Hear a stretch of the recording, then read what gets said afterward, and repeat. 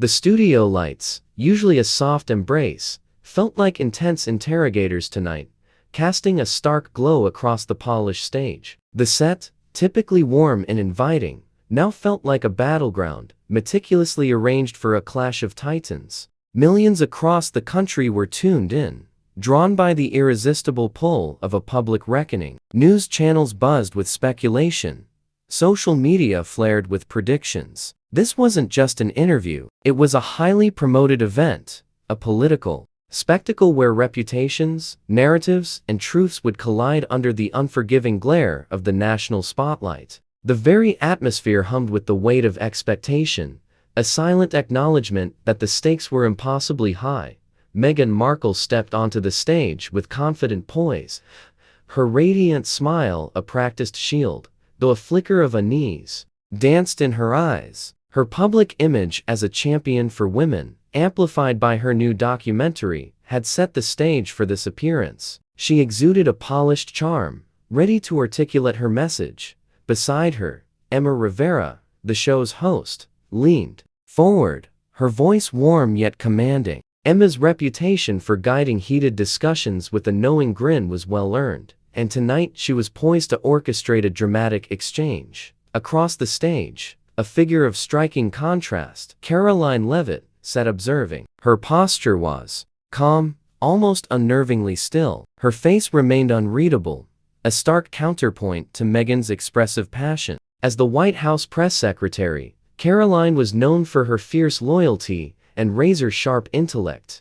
hints of her formidable preparedness radiating even in her silence. The tension between their opposing personas was a living thing, tightening its grip on the studio. Waiting for the first word to be spoken, Emma Rivera leaned forward, her voice warm yet commanding, setting the stage. "Meghan, you stirred up a storm by calling President Trump a misogynist in a recent statement. Can you elaborate? Why use that label? And what's the core message your new documentary aims to convey?" Meghan adjusted her posture, elegant yet relaxed, exuding a polished charm. "Thank you, Emma, for having me. My documentary, Voices of Freedom, is about giving a voice to women who've been silenced by policies, prejudice, or power. I called Trump an enemy of women because his policies, from tariffs that hurt working mothers to cuts in reproductive rights, have made life harder for millions. Women deserve better."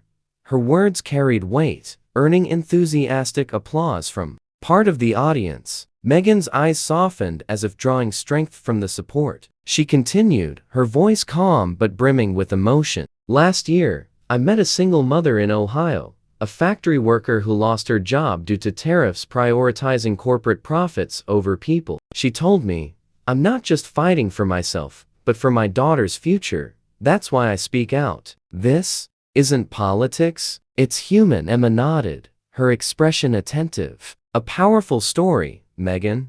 Can you share more about how this project addresses those issues?" Meghan leaned in, her voice growing more resolute. "Voices of Freedom tells the stories of women worldwide, workers, teachers, activists. We don't just highlight struggles. We propose solutions. For example, we've partnered with grassroots organizations to fund job training for women hit hardest by economic policies. Last month, we helped 200 women in Michigan launch businesses. That's real impact, not empty words." The audience murmured in approval, a few women in the front row clapping eagerly.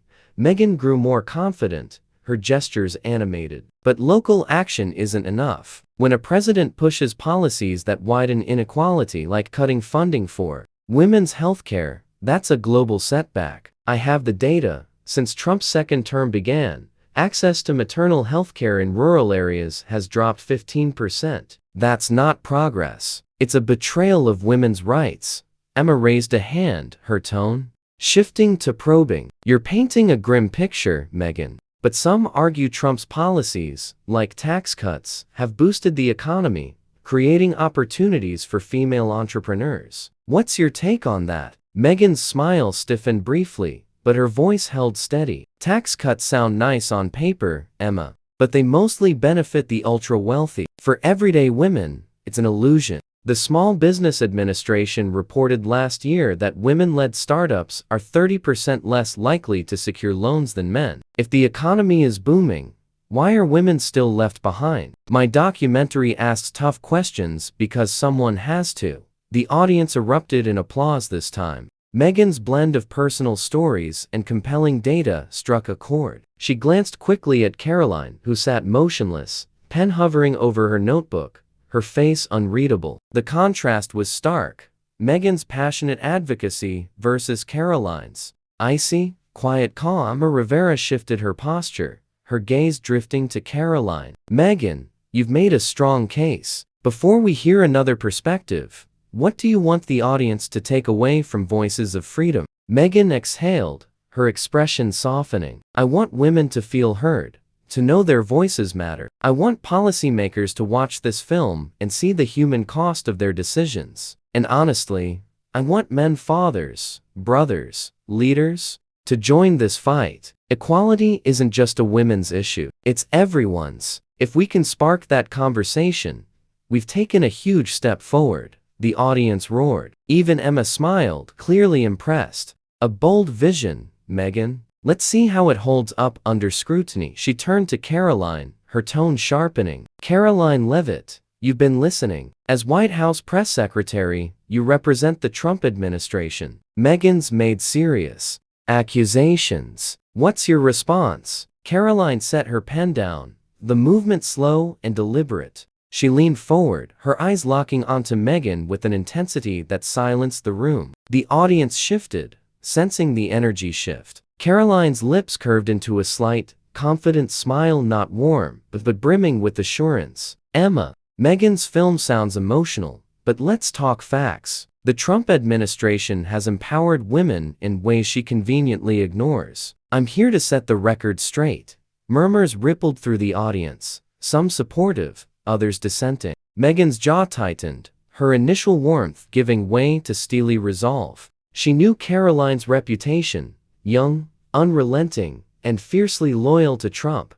Karoline's voice rang out clear and sharp, cutting through the noise. Meghan says Trump's policies hurt women, but look at the numbers. Under this administration, female unemployment hit record lows with 2 million new jobs for women since the last term. Our tax cuts put real money in women's pockets, $2,000 per household on average. And those tariffs Meghan mentioned, they protect American jobs, including thousands for women in manufacturing. Karoline Leavitt, her gaze sharp as a blade, didn't break eye contact with Meghan for a second. Her voice, though soft, carried the weight of someone thoroughly prepared. Meghan, face the facts. This administration created millions of jobs, especially for women of color, with unemployment at its lowest in 3 decades. Did you know our small business programs funded over 50,000 women-led startups? You cherry-picked to paint a distorted picture. The audience split, half clapping fervently, the other half murmuring dissent. Meghan, lips pressed tight, felt the pressure mounting. She took a deep breath, striving for calm, but her eyes blazed. Karoline, your numbers sound impressive, but they don't tell the whole story. Most of those jobs are temporary, low wage, not enough to support a family. Did you know 60% of women in the service industry live below the poverty line? Trump's policies may help some, but they abandon the most vulnerable. Karoline tilted her head, her faint smile unwavering. Interesting you mentioned the vulnerable, Meghan. So why didn't you speak up when past administrations, ones you supported, cost millions of women their jobs? Or do you only call out what fits your brand? The question landed like a blow. The audience gasped, the air in the studio thick with tension. Meghan felt her face flush, but she quickly regained composure, her voice sharp. Karoline, I'm not here to play political blame games. I speak up for women, regardless of party. My film tells the stories of those the system leaves behind. Like a nurse in Georgia working 80 hours a week, but still unable to afford her child's medication. Trump's public health care cuts hurt people like her. That's what I'm fighting against. Emma, sensing the heated exchange, interjected. Meghan, I empathize with those stories, but emotions don't override facts. The Trump administration increased community clinic funding by 20%, helping thousands of women access healthcare. Meghan cherry-picks personal stories to tug at heartstrings. But she omits these numbers. Why? Because they don't fit the victim narrative she's crafting. The audience erupted into arguments, some shouting support for Karoline, others shaking their heads in anger. Meghan, gripping the armrest tightly, felt her pulse race. Karoline, you talk about facts, but you're twisting them. Those clinics are a drop in the bucket. Trump's Medicaid cuts impacted millions of poor women. You can throw out all the numbers you want, but you can't deny his policies prioritize profits over people. Karoline let out a soft laugh, the icy sound echoing through the mic. Meghan, do you really believe you're the hero of women? You sit in a multi-million-dollar mansion, sign Netflix deals, and talk about others' pain. Meanwhile, we're doing real work like training programs that help 10,000 women in Midwestern states find stable jobs. What have you done beyond making films and posting on social media? Karoline's words hit like a punch. The audience erupted, some clapped, others jeering. Meghan felt the blood rush to her head, but she restrained herself, her voice low and sharp. Karoline, I don't deny your efforts, but don't diminish my work. I've used my platform to raise millions for organizations supporting women. I've met them, heard their stories, and I'm not sitting in a mansion all day as you think. I'm here for them, not for fame. Emma raised her hand, trying to control the increasingly heated atmosphere. Both of you are fierce. Meghan, Karoline just questioned. Your motives. Is there anything you'd like to clarify? Meghan took a deep breath, her eyes locking onto Karoline. I'm here because I believe in justice. I don't need to justify my life to anyone, especially not to someone parroting Trump's talking points. Karoline, you can rattle off numbers all day, but have you ever actually talked to the women struggling under his policies? Karoline didn't flinch, her eyes flashing with challenge. I've met them, Meghan, and they tell me they want jobs, security, and opportunity. Things this administration is delivering. You can tell heart-wrenching stories, but you can't deny we've raised the minimum wage for female workers in 15 states. That's reality, not a documentary. The audience exploded, applause and shouts blending into a whirlwind of sound. Meghan felt the pressure bearing down, but she didn't back off. She leaned forward, her voice brimming with resolve. Karoline, you talk about reality, but the reality is women are still paid 20% less than men under this administration. The reality is Trump's policies have left thousands of immigrant women without a chance at family reunification. You can call that success, but I call it failure. Karoline shook her head, her voice still calm, but sharp as a blade. Meghan, you want to tell a story of injustice, but you don't mention the $500 million we've allocated to education programs for immigrant women. You twist the truth to fit your script. Is that the justice you're talking about? The studio atmosphere was like a pressure cooker, ready to burst. The audience was still buzzing from the heated clash between Meghan Markle and Karoline Leavitt. The stage lights illuminated the two women, each distinct. Meghan, her eyes blazing but cheeks flushed with tension. Karoline, cool as ice, hands clasped tightly on the table, her gaze unwavering. Emma Rivera, sensing the heat, flashed a sly smile, ready to push the drama to new heights. Meghan, Karoline, you've both thrown heavy punches, Emma began, her voice smooth but laced with sharpness. But I want to pivot a bit. Meghan, you've built an image as a champion for women, but some say you're using these social issues as a tool to polish your brand.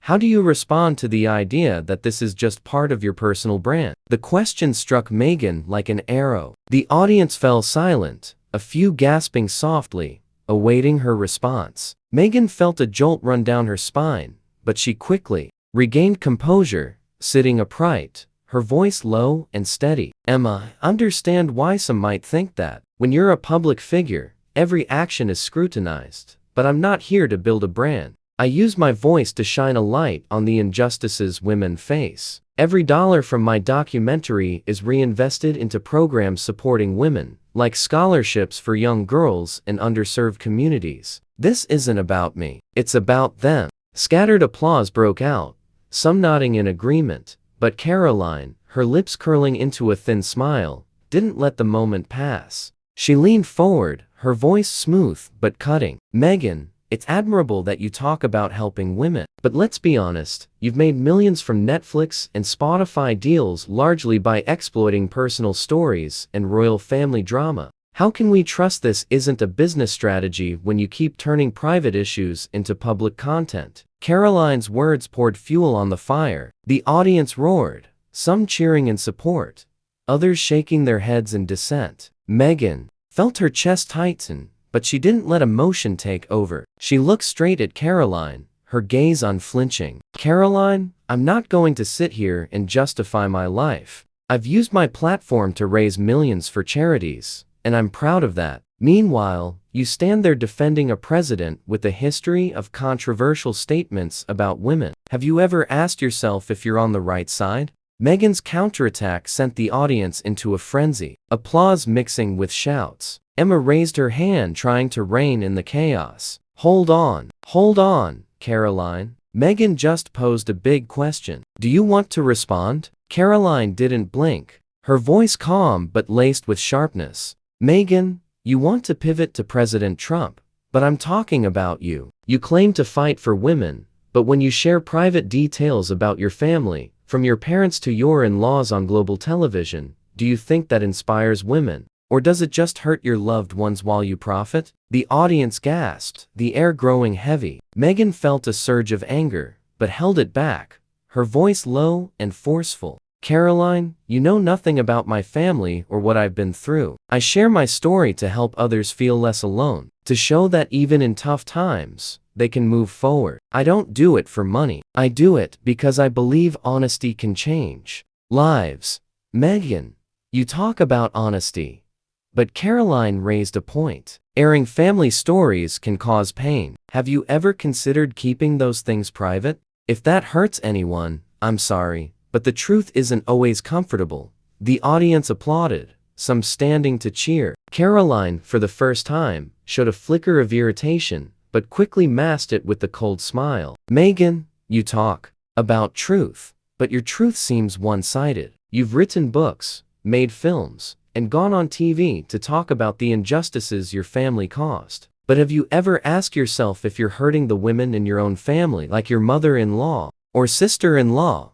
Karoline's question cut like a knife. The audience fell silent, awaiting Meghan's response. Her throat felt dry, but she refused to sink. "Karoline, I'm not here to argue about my family. I'm here to talk about the millions of women the system leaves behind. If you want to talk truth, let's talk about how your administration cut funding for domestic violence programs. That's the real issue." "Family drama," Emma interjected, her voice curious yet provocative. "Karoline, Ian just shifted back to policy. Do you want to return to that or keep digging into personal motives?" Karoline tilted her head, her eyes flashing with danger. "Emma, I'm happy to talk policy, but I think the audience deserves the truth about Meghan's motives. She's built an image as an activist, but she's also a businesswoman profiting from emotional stories. That's not wrong, but let's call it what it is." Meghan, lips pressed tight, eyes blazing, held her ground despite Karoline's mounting pressure. Karoline, in contrast, sat upright, hands resting lightly on the table, her face cool, but her eyes glinting with confidence. Emma Rivera, with a half-playful, half-serious smile, knew this was the moment to push the drama to its peak. "Meghan, you just defended sharing your personal story, emphasizing it's about justice. But I want to offer another angle. Some say your constant public discussion of these issues, from the royal family to politics, isn't just speaking out, but a way to stay in the spotlight. Care to clarify?" The question landed like a ticking bomb. The audience hushed, a few murmurs breaking through. Meghan felt a chill run through her. She quickly steadied herself, her voice low but powerful. "Emma, I'm not chasing the spotlight. I've lived under it since I was an actress, and I know how empty it is. I speak out because I believe silence equals accepting injustice. If I don't address what I see, from gender inequality to harmful policies, I'm failing the women who trust me."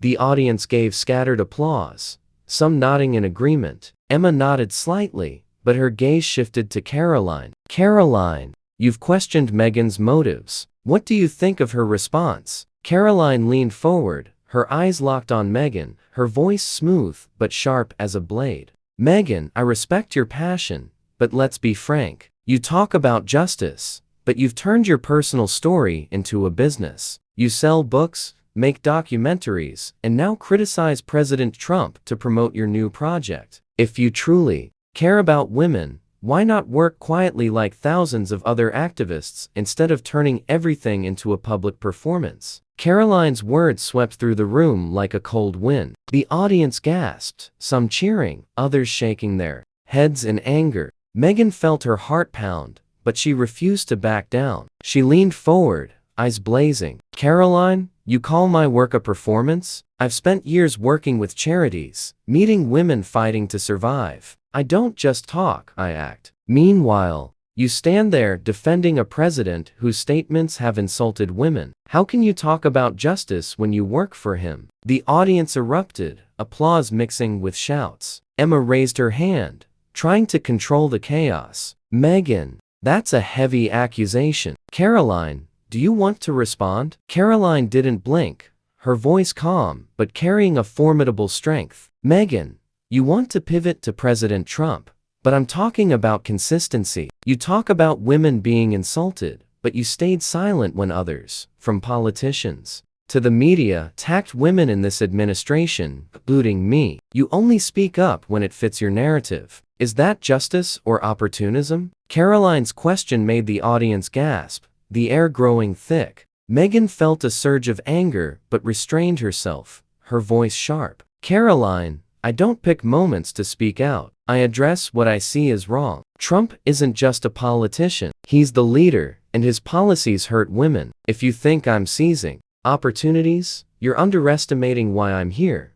Emma raised an eyebrow, clearly delighted with the escalating tension. Meghan, Karoline, overview is backing down. But Meghan, I want to push further. You just said Trump hurts women. Can you make a clear statement? Something you believe is the core of the issue. Meghan took a deep breath, her gaze sweeping the audience, seeking connection. Trump isn't just an enemy of women. He's a threat to society's progress. His policies, from cutting women's education to restricting personal freedom, set us back decades. I'm here to say we can't let that happen. The audience exploded, half standing to clap, the other half jeering. The room felt like a storm, and Emma had to raise her voice to cut through the noise. Meghan, that's a bold statement. Karoline, what's your response? Karoline looked straight at Meghan, her voice ringing like a bell, cutting through the chaos. Meghan, you call President Trump an enemy of women, but you stayed silent when millions of women were harmed by policies you didn't dare challenge. So, who are you really fighting for? The words hit the room like a lightning bolt. The audience froze, murmurs spreading like wildfire. Meghan felt her face pale, her mind reeling. Karoline's brief but piercing remark struck a vulnerability she hadn't anticipated. She opened her mouth, but the words caught in her throat. Karoline, you're twisting the truth. I've always fought for women, no matter the administration. Karoline shook her head, her eyes never leaving Meghan. Meghan, you talk about fighting, but you pick battles that suit your image. Where were you when past economic policies hurt women? When the media attacked women in this administration? What did you say? You only speak up when it makes you shine. The audience erupted again, shouts and applause blending. Meghan, eyes blazing, stood up, preparing to leave the stage. I'm not here to be personally attacked. I came to talk about women, not myself. Emma quickly intervened, her voice urgent. Meghan, please stay. The audience wants to hear both sides. Emma Rivera smiled and announced the show's return, but the outside world was already trembling. Within minutes of the broadcast, social media exploded. Karoline's one sentence, the devastating rhetorical question, began spreading across platforms like wildfire. One user wrote, Karoline just destroyed Meghan with one sentence. Who still believes she's fighting for women? The post racked up thousands of shares, paired with memes of Meghan's stunned expression and widespread mocking commentary. Hashtags like #CarolineWins and #MeghanExposed immediately began to trend, dominating online discourse. But Meghan's supporters fought back just as fiercely. Another account posted, "Meghan stands up for the voiceless. Karoline's just Trump's mouthpiece," alongside a video of Meghan's unifying final speech, which also began amassing millions of views. Online forums split into two camps, fiercely debating who had truly won the exchange. Major media outlets quickly piled on. A New York Times article titled, "Meghan Markle versus Karoline Leavitt, a battle over truth or spotlight," analyzed that both made valid points, but Karoline's line had irrevocably shaken Meghan's activist image. Meanwhile, Fox News published Karoline Leavitt schools Meghan on honesty, emphasizing that Meghan was exposed for selective advocacy. In contrast, Vogue ran a short interview with a feminist activist who praised Meghan for daring to confront power and sharing stories like Maria's. On social media, a prominent account with millions of followers posted, "Meghan talks about unity, but Karoline's right. She only speaks up when it makes her shine. Who's really caring about women?" The post was met with an immediate counter-reply. "Karoline works for Trump, who's insulted women countless times. What gives her the right to criticize Meghan?" The online argument raged for hours, with related hashtags dominating trending lists. Backstage, Meghan sat in the green room, clutching a water bottle, her gaze distant. She sensed the brewing media storm, a familiar feeling from past moments under intense scrutiny. Harry, her husband, texted, "You did great. I'm proud of you. Don't let them shake you." Lynn gave a faint smile, but deep down she knew Karoline's remark had hit a vulnerable spot she couldn't ignore. She wondered if she had, as Karoline accused, been selective in her battles, if her silence on certain issues had betrayed her stated mission. In California, Meghan and her team held an emergency meeting to manage the crisis. A PR advisor suggested, "We should post on Instagram highlighting Maria's story and your charitable projects. It'll win back goodwill." Lynn nodded, but wanted something bigger. She decided to post a short video filmed at her office. In it she said, "Tonight, I was challenged, but I don't regret speaking out. I fight for women like Maria, like millions of others. Together, we can make change." The video quickly racked up millions of views, but also drew mixed comments, a testament to the lingering doubt. Meanwhile, in a Washington, D.C. office, Karoline received a call from the White House team. "Great job, Karoline," a senior advisor said. "That line's going viral. You put Meghan on the ropes." Karoline nodded, but her eyes betrayed a hint of tension. She knew she'd scored a point, but online criticism was mounting. One post called her Trump's soulless mouthpiece, paired with a video of her cold smile while questioning Meghan. Others hailed her as a hero of truth, leaving her caught between praise and attack. On the other side, Karoline appeared in a brief interview on a conservative TV channel, reinforcing her stance. "I didn't personally attack Meghan," she said. "I just want the truth told. Women deserve honest leaders, not curated stories." Her words were cheered by Trump supporters, but criticized as lacking empathy by others. The media storm didn't stop. In the US, British outlets like The Guardian and Daily Mail jumped in, with Daily Mail headlining, "Meghan flops in TV showdown with Trump spokeswoman." Meanwhile, The Guardian wrote, "Meghan Markle, activist or media victim." These articles revived old controversies about Meghan, from her royal exit, making her feel besieged from all sides, caught in a relentless cycle of public scrutiny. When The Spotlight with Emma Rivera aired again the next night, the clip of Karoline's line had hit tens of millions of views on YouTube. Emma, with professional flair, opened by revisiting the climax.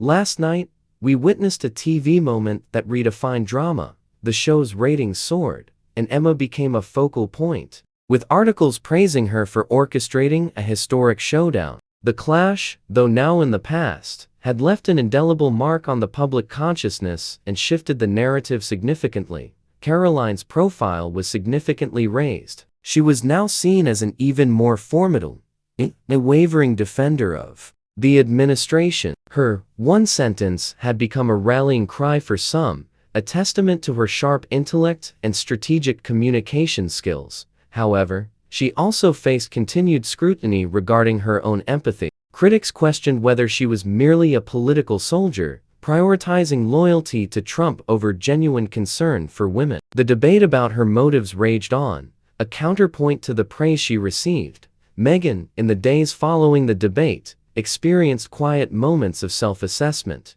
She accepted the defeat, realizing the cost of letting passion outpace strategic planning. The sting of Karoline's words forced her to confront past criticisms and the selective advocacy accusation. She made a deliberate shift, focusing on more quiet, local, and tangible work rather than broad, high-profile media appearances. She immersed herself in community meetings, listening to the concerns of ordinary people, supporting affordable housing initiatives, and advocating for Texas workers' rights. In these smaller actions, away from the glare of the spotlight, she found a deeper sense of purpose. A text from a young voter, a 17-year-old girl named Maya, brought a sliver of light. "Miss Crockett, I watched the debate. I know you're trying. For us. Don't give up."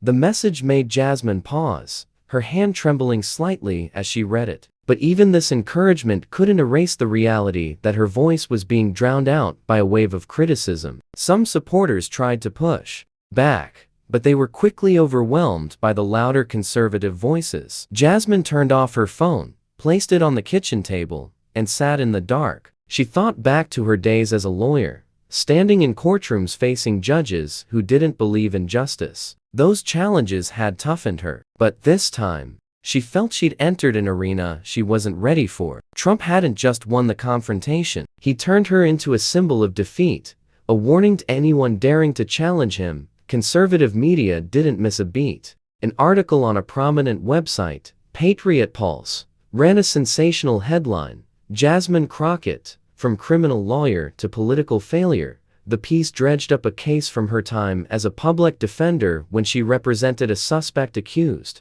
in an armed robbery. Though that case was part of her job, standing up for the voiceless, the article twisted it, portraying her as a crime enabler in contrast to the protecting Americans image Trump had crafted. The article spread rapidly, shared by conservative radio shows and influencers. One account posted, "Crockett defends robbers then dares to criticize Trump. She's got no standing." Such comments flooded the internet, turning her past into a weapon for attacks. Within the Democratic Party, the mood wasn't much better. A call from a colleague who had once supported Jasmine offered cold advice. "You need to step back for a while, Jasmine. You gave Trump an undeserved win."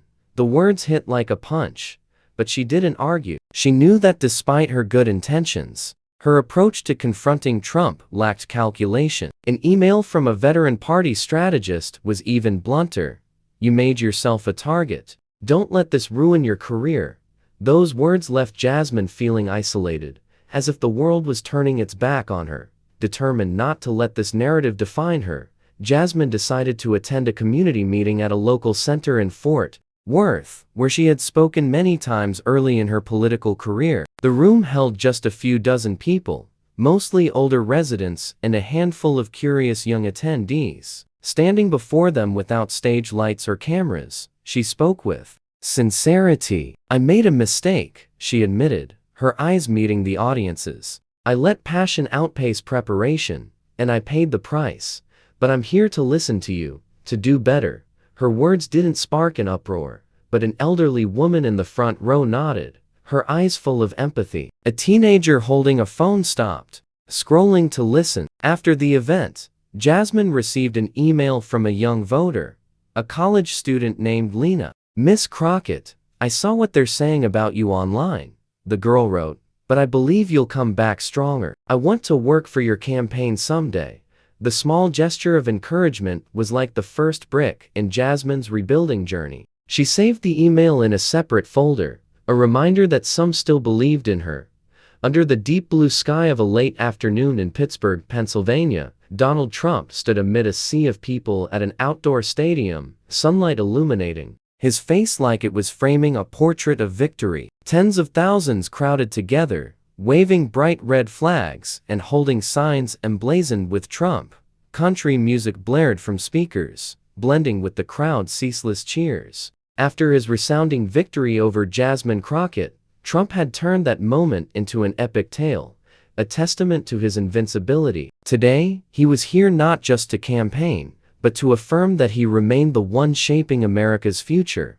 Trump stepped to the microphone, his confident gaze sweeping the crowd. "We're building an America stronger than ever," he declared, his voice booming like a call to arms. "They tried to challenge us, but we showed them who's really in charge." The crowd erupted, chants of "USA, USA" echoing across the stadium. Though he didn't name Jasmine directly, everyone knew he was referencing the confrontation that had set social media and news ablaze. That moment wasn't just a personal win, but had become a symbol, a reminder that Trump could turn any attack into an opportunity to strengthen his power.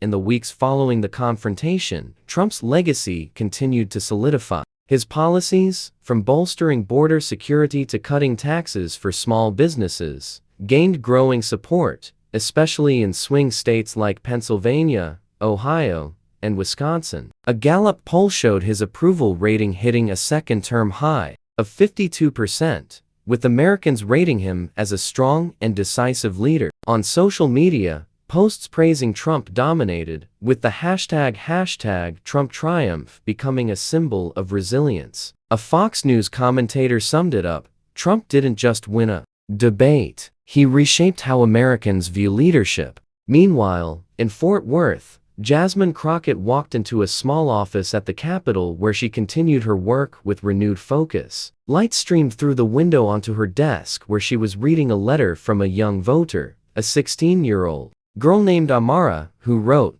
"Miss Crockett, I watched that debate. No matter what people say, I believe you're fighting for us." Jasmine smiled, placing the letter in a small wooden box where she kept encouraging notes like precious stones. The loss to Trump had left a scar, but it also taught her a harsh lesson. Politics wasn't just about passion, but also strategy and patience. Jasmine no longer appeared on media as often. Instead, she focused on local issues, improving schools, supporting affordable housing, and advocating for Texas workers' rights. At a community meeting in Dallas, she listened to a single mother share struggles with affording medication, taking careful notes, and promising to bring the story to Congress. Moments like these, though not headline-grabbing, gave her a new sense of purpose. "I've learned that sometimes justice starts with the smallest things," she told a colleague, her voice low, but resolute. In Pittsburgh, as Trump finished his speech, he waved to the crowd, his eyes gleaming like a warrior who had just conquered a new peak. His team had planned a series of events from Florida to Nevada to capitalize on the momentum from his win over Jasmine. An aide whispered to him as they left the stage, "We're in the lead, Mr. President. Nothing can stop us now." Trump just nodded, his smile intact, as if he'd known this all along. At the same time in Fort Worth, Jasmine sat at her kitchen table, the light from a small candle flickering on the wall. She opened her notebook where she had written lessons from her defeat. The final line in bold black ink read, "Not everyone wins at first, but those who rise shape the future." She closed the notebook, stood up, and prepared for a new day. The loss to Trump had cost her, but it also forged her, making her ready for the battles ahead. In the Pittsburgh sunset, Trump glanced at the crowd one last time before leaving, his eyes seeming to say he was still in control of the game. The story of the confrontation between Donald Trump and Jasmine Crockett reflects a profound aspect of American political and social life today: polarization, the power of media, and the importance of strategy and communication. In the current landscape where social media amplifies every moment, and the press shapes public perception, this story offers practical lessons on navigating high-pressure situations. Trump, with his seasoned skill, turned Jasmine's attack into an opportunity to reinforce his strong leadership image, as when he countered her with, "What are you building besides emotional empty speeches?" In contrast, Jasmine, though passionate, let emotions overshadow her, leading to a defeat due to a lack of specific data to back her claims. The takeaway is this: in a society where every word can be magnified, thorough preparation and emotional control are key to making an impact. Americans, from students to office workers, can apply this by thinking strategically before speaking, especially in public debates or on social media. Jasmine's recovery journey, focusing on local issues and listening to her community, also reminds us that failure isn't the end if you learn and persist. The America First Rising movement, inspired by Trump, shows the power of connecting with shared values like jobs and security to build unity. Ultimately, this story encourages every American: speak your truth, but do so with intelligence, patience, and a clear plan to create real impact. Thank you for following the fiery showdown between Meghan and Karoline.